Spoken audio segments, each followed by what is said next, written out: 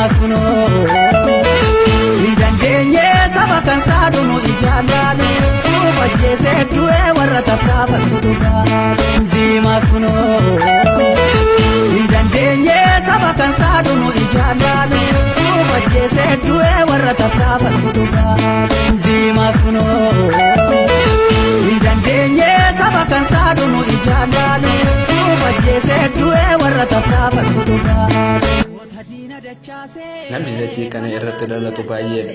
Garuu namoota muraasa qofaatu ol bahee mul'ata. Ilmi dhiiraa tokko gaafa dachee kana irra dhalatu tokko sobaaf ta'a. Gariin gosaaf ta'a. Gariin warraaf ta'a. Gariin mataa isaatiif ta'a. Kan kana keessa hin jirre immoo dhaloota qofa ta'ee hafa. Namni dachee kana irratti dhalatu kan baratee biyya isaa bulcha. Gariin daldalee biyya isaa guddisa.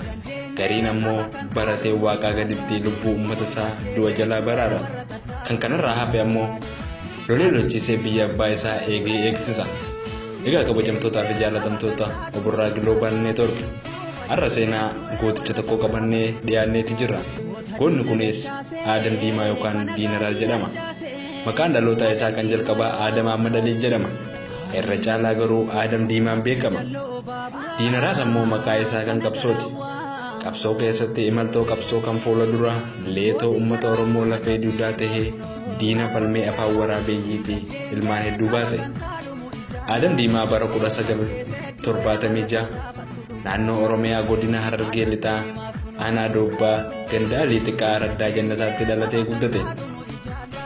Bara jireenya isaa keessatti haadha warraa lama Nafiisaa Abbaasii fi Aaminaa Abdurrahmaan jedhamu waliin bultii jaarrate. Abbaa ijoollee sadiiti. Dhiira 3 fi dubara 6 horate. Gootichi kun jireenya isaa fi kan maatii isaa caalaa jireenya saba isaa caalchisee qabsoof eega manaa bahee hanga lubbuu isaa dabarsee kan nutti galaana qabsoo daaqaa jiraate. Goota dhiigiin guutame kan sodaa hin qabneedha. Sirna hamaa dhala namaa akka beeladaatti qalaa ture. Dhala namaa boolla tokkotti awwaalaa ture saniif dhukkubbii ta'e. Afaan qawwee isaaniitti qawwee garagalchee gootummaan falmaa ture. Roorroo uummata isaa irra ga'u kamillee nama hin fudhannedha. Lolee lolchiisee diina taa'uu fi akka wallaalchisee akka gara dhorqe. Gootummaa, sabboonummaa, oromummaa, roorroo obsuun diina mataa gadi qabachiise. Qabsoo boonsaa kanaanis uummata isaa irraa maqaa hojiin calaqqisu Diinaraas jedhamu kan moggaafame ittiin beekamudha. Aadam Diimaa goota ija barbadaa leenca hiriyaa hin qabnedha. Kan roorroo alagaatiif sodaa tokkollee hin qabne hanga lubbuu isaa lammii isaatiif dabarsee kan nutti goota ga'edha. Ajaja alagaa kamillee nama hin fudhanne. Uummata Oromoo lafarraa duguuguuf karoora isaa kan ture gurmuun faashisti nyaaphaa Oromoo kan ta'e wayyaanee waliin mormii hadhaawaa gaggeessuun hedduu isaanii barbadeessee jira. Kana bira darbees hanga dhumaatti gootummaan osoo falmuu hanga wareegama lubbuu isaa qaalee jijjiirraa hin qabne dabarsee saba isaatiif kan nutti nama gahe. Aadam Diimaa bara 1997 yeroo filannoo bara wayyaanee korojoo haddasan mootummaa wayyaanee waliin lola cimaa walitti banee loltoota wayyaanee hedduu jilbiiffachiise. Eega gaafasii wayyaanee wajjin dorgommii fiigicha olompikii walitti taa'anii turan. Wayyaaneen guyyaa guyyaan loltoota isaanii gara Aadam Diimaa yookaan Diinaraas ergiti. Diinaraas garuu akkuma isaan dhufaniin keessummeessaa bakka irraa gala hin qabnetti galchaa ture.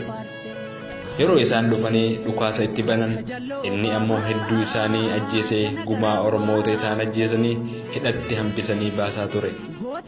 Asxaa Oromaa baadhee isin hin gabbaru jechuun nama mormaa ture. Akka waa'een isaa gootummaa Aadam Diimaa hiriyaan isaa tokko haasofsetti bara 2002 wayyaaneen poolisoota isaa gara Aadam Diimaa ergitus Oromoota sabboonummaa qaban akka reebu akka hidhuu fi ajjeesu gorsitaa turte. Aadam Diimaa garuu sababa maaliifettu jechuun biyya isaatiif jecha loltoota wayyaanee wajjin wallaansoo cimaa keessa seene. Yeroo kana loltoota wayyaanee gooticha kana qabuuf hooraalee fi peetirooliin dhufanii isa keessaa namoonni 50 mana isaatiin marsan.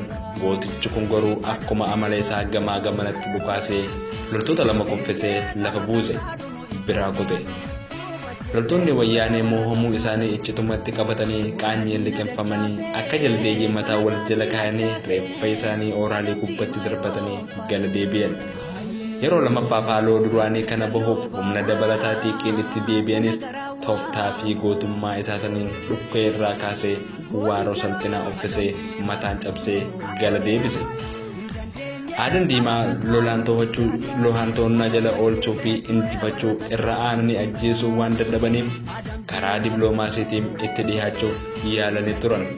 Kanaanis sadarkaa aanaatti aangoo siif kennina jedhanii waamanis jalaa dide. Boodarra bulchaa araddaa taasifamee mudame. Bulchaa araddaa ta'uun isaaf tooftaa ittiin uummata isaa daran cimsu ijaaruuf akka isa gargaaru waan hubateef bulchaa araddaa ta'ee hojjechuu itti fufe. Yeroo kana diinni akka hawaasa hin cabsineef leenjii loltummaa kennee hidhannoo hidhachiisee hawaasa mari'achiisee tokkoomsee jaarma jabeessuun ittiin hojii boonsaa hojjechaa ture. Hawaasa araddaa isaa fi naannawaa sanii hunda jaaruu fi hidhachiisuun akka diina faccisu taasisee seenaa boonsaa hojjechuun wayyaanee humna qawweetti amantu bahaa fi gala dhorke.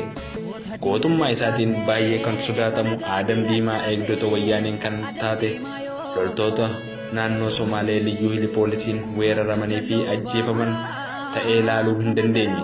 Liyyuu poolisii naannoo Somaalee kan itti duulu haleelee lafarraa dukugee sabaa fi lafa isaa baraaruu danda'ee ture.